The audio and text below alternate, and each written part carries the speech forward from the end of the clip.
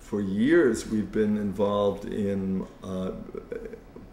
going to court for homeless people who get cited for basically for being homeless, because a lot of those citations that they get for, they can't find a place to sleep, so they go behind somebody's house, they get cited for trespassing, or they remain in a park and they get cited for breaking the curfew, or they sit down on the sidewalk and they get cited for blocking the sidewalk. All of those things that make their life, pretty impossible, they're usually cited as infractions, which means that the result of that is they aren't entitled to a public defender.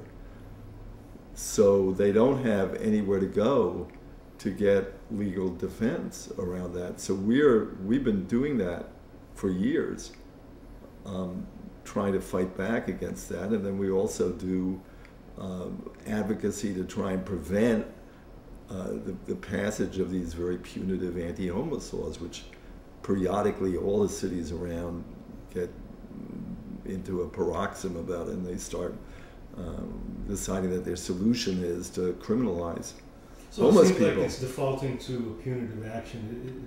It's as if it's in the design in order to get people in the pipeline. They do it to, they use the police as human garbage collectors.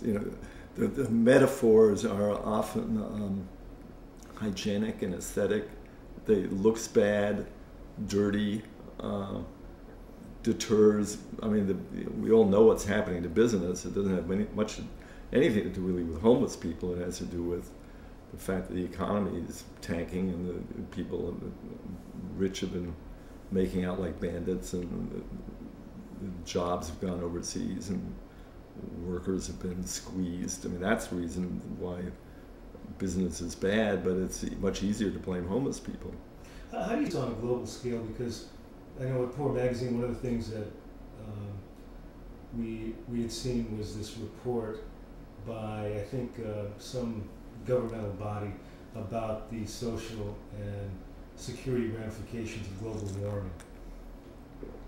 Well, that's in the mix. I mean, all the ways in which this society has been short-sighted and gone for the immediate profit of small people, or those are the reasons why we don't have an economy that works for poor people, and why we also have businesses and government supporting them in the race to make the most short-term profits that they can, and the environment be damned, and that we privatize the profit and socialize the cost. And now we're really up against a world crisis. I mean, the biological basis of life is threatened, but going along with that is a crisis about justice, a justice crisis. And the fact is that all of these combined crises are producing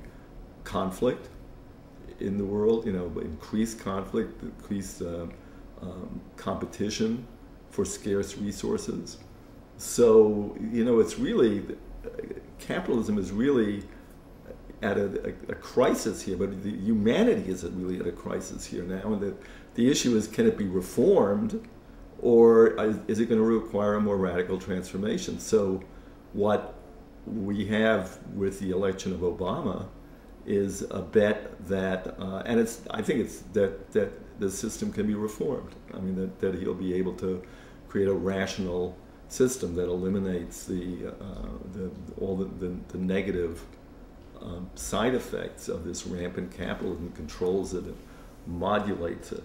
And I think that my guess is he's there partly because the people who are running this country, the big corporations, so realized that the kind of policies that the previous administration were going weren't good for business, and it was not helpful, and so he's brought in to save the sinking ship.